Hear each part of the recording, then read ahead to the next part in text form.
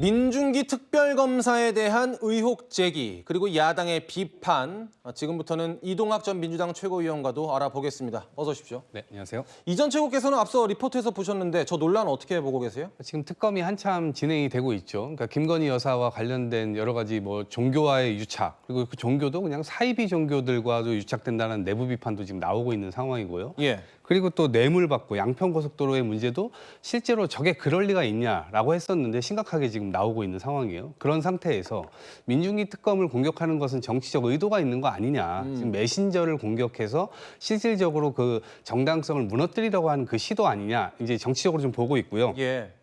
그럼에도 불구하고 2008년 민중기 특검이 당시에 부산 고검의 부장 판사가 됩니다. 예. 근데 그때 당시 재산에 대한 공개가 이미 됐었고, 그리고 그 이후에도 재산 공개는 이제 의무적으로 되는 것이기 때문에 저런 일들을 벌일 리가 있었겠는가? 상식적으로 그렇게 생각을 해볼 수가 있죠. 그럼에도 불구하고 그런 의혹 제기라든가 이런 것들이 지금 시기에서 저런 걸 과연 검증할 수 있겠는가? 이런 이제 생각이 좀 들고, 만약에 실제로 문제가 있는 것이라고 생각한다면 적어도 진행되고 있는 김건희 특검이 끝난 이후에, 이미 이제 중반을 넘었거든요.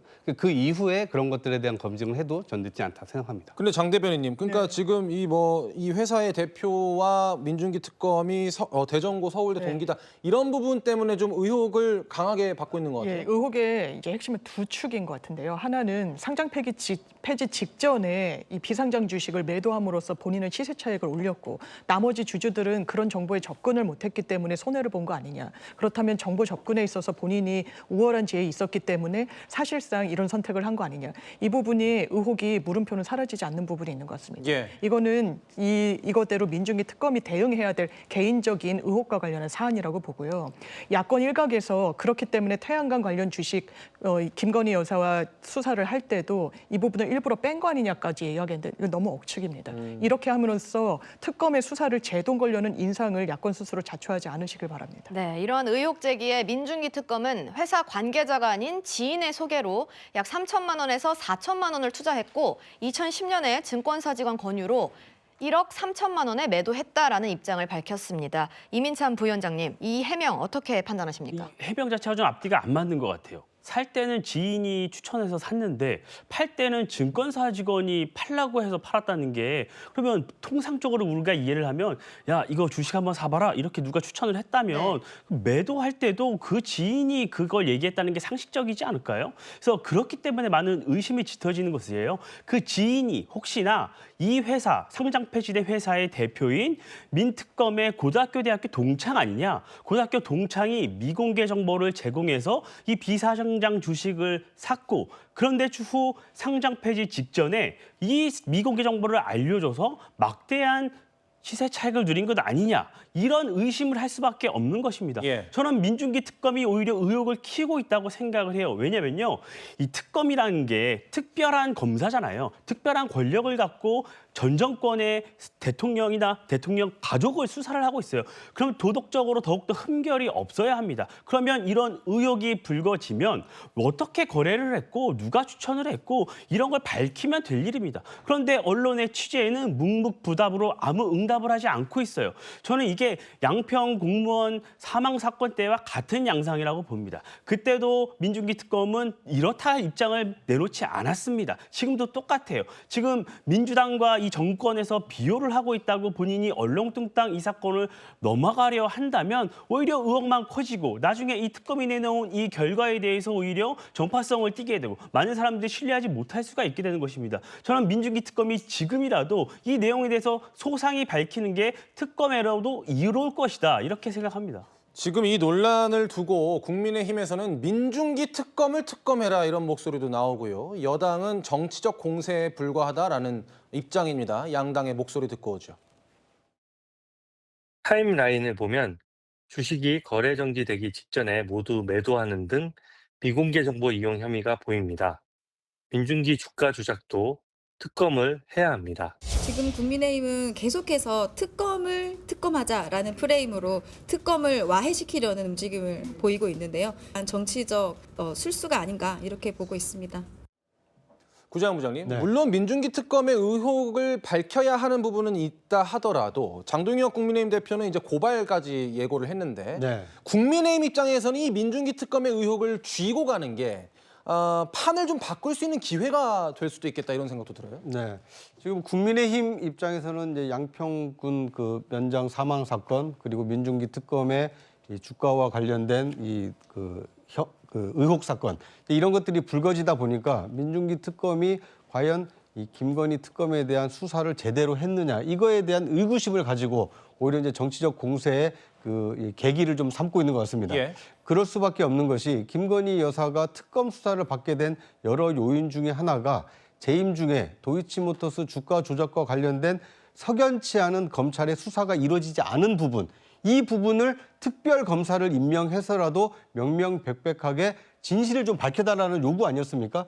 그런데 민특검이 출범한 이후에 이 주가 조작에 대해서는 이렇다한 성과가 좀 없었거든요. 다만 뭐 건진법사라든지 이런 다른 혐의에 대한 수사 성과는 있었습니다만 그 불법 그 공천 개입 의혹 그리고 불법 주가 조작 혐의 이거에 대한 본질적인 이 수사 성과가 미진한 상태에서 오히려 특검 자체가 석연치 않은 주식 거래에 대한 의혹을 사다 보니까 특검 수사에 대한 어떤 동력이 좀 크게 떨어질 가능성이 있고 그러다 보니까 야당에서는 오히려 민특검을 이 공세의 대상으로 삼으면서 이 민중기 특검의 수사 내용을 좀 이렇게 평매하려고 하는 이런 시도를 하고 있다 이렇게 볼 수 있을 것 같습니다. 네, 그런데요. 지난 6월에 이재명 대통령이 이번 정부에서 주식시장의 불공정 거래를 근절하겠다라면서 엄벌을 예고한 바가 있는데요. 목소리 먼저 들어보시죠.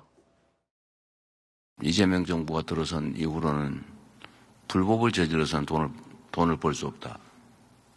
불법을 저질러서 돈을 벌면 몇 배 더 물어내야 된다. 대한민국 주식시장에서 장난을 치다가는 패가 망신한다. 라는 걸 확실하게 보여주는 오늘 첫날로 삼도록 하겠습니다. 사실 민중기 특검이 거래한 주식은 부장판사 시절에 거래를 한 겁니다. 그래서 10년이 훌쩍 지난 시절에 있었던 일이긴 한데요. 장 대변인님, 네. 이재명 대통령이 이렇게 엄벌받게 하겠다라고 말한 것에 대해서 이 해당 발언이 민특검에게 시사하는 바가 있다고 보십니까? 이 원칙이 흔들려서는 안 되고요. 자본시장법과 관련해서 김건희 씨 수사받는 이유 뭡니까? 이 개미 투자자들 다 이 손실 보고 하는 동안 본인은 내부 정보 이용해서 큰 수익 올리고 이랬던 거 아닙니까? 이건 엄단해야 됩니다. 자본주의를 완전히 근간을 훼손하는 거예요. 거기에 어떻게 민중기 특검이 예외일 수 있겠습니까? 그런데 지금 수사에서 손을 떼라라는 건 국민의힘이 원하는 겁니다. 그 부분과 관련해서 정확하게 수사는 수사대로 진행돼야 됩니다. 지금 수사를 하는 데 있어서 결격이라고 볼 만한 사안이 없습니다. 그냥 특검을 특검해야 된다는 정치 공세로 일관하고 있는 것에 맞다라고 맞장구 칠 수는 없는 겁니다. 그런데 이전 최고위원님, 민중기 특검 의혹도 그렇지만 양평 공무원 사망 사건도 그렇고 사실은 김건희 특검에서 잡음이 계속 나오고 있는 건 사실인데 수사가 제대로 되겠느냐 하는 우려가 나올 수밖에 없는 상황 아닐까요? 글쎄요. 잡음이라고 하는 것은 일각에서 나오는 것인데 저는 오히려 그 잡음을 만들어내고 있는 게 특검에서 만드는 것이 아니라 야당 측에서 만들고 있다라고 생각을 합니다. 예. 이 윤석열 정부 지난 3년 내내 사실상 김건희 여사를 계속 방탄해오지 않았습니까? 저는 그것이 종국적으로는 굉장히 큰 본인들의 손해가 됐고 그것이 지금 정권이 무너지는 데 있어서의 단초가 됐다라고도 생각을 하거든요. 근데 그 정권이 무너졌음에도 불구하고 그래서 국민적 의혹이 있는 사건을 지금 수사하고 있는데 그것을 또다시 방탄하고 있는 이런 상황이거든요. 그러니까 아이러니함을 스스로들이 좀 돌아봤으면 좋겠다라는 생각이 들고요. 예. 혹여나 진짜 만에 하나 이 지금 민중기 특검이 만약에 중간에 뭐 낙마하게 되거나 이렇게 되면 그렇다고 해서 김건희 특검을 계속 안 할 수가 있나요? 새로 6개월 시작된다고 봅니다. 오히려 본인들이 뭔가 지렁이를 밟아서 더 꿈틀거리게 만드는 그러한 걸로 좀 기결되지 않을까 싶기도 하고요.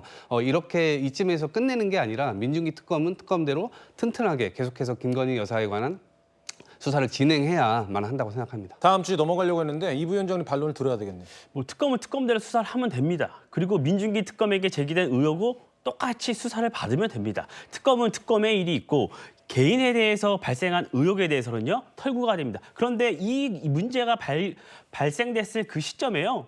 고인이었습니다. 민중기 특검 역시 고법 부장판사라는 고위직에 있었어요. 그렇다면 만약에 미공개 정보를 이용해서 어떤 금전적 이득을 취했다면 응당 처벌받아야 하죠. 저는 그렇게 하는 게 이재명 정부의 국정 철학 아니겠습니까? 저는 오히려 민주당이 그 국정 철학을 실현하지 않고 있다고 봅니다. 예, 알겠습니다. 저희는 이 이슈도 계속 지켜봐야 될 이슈니까요.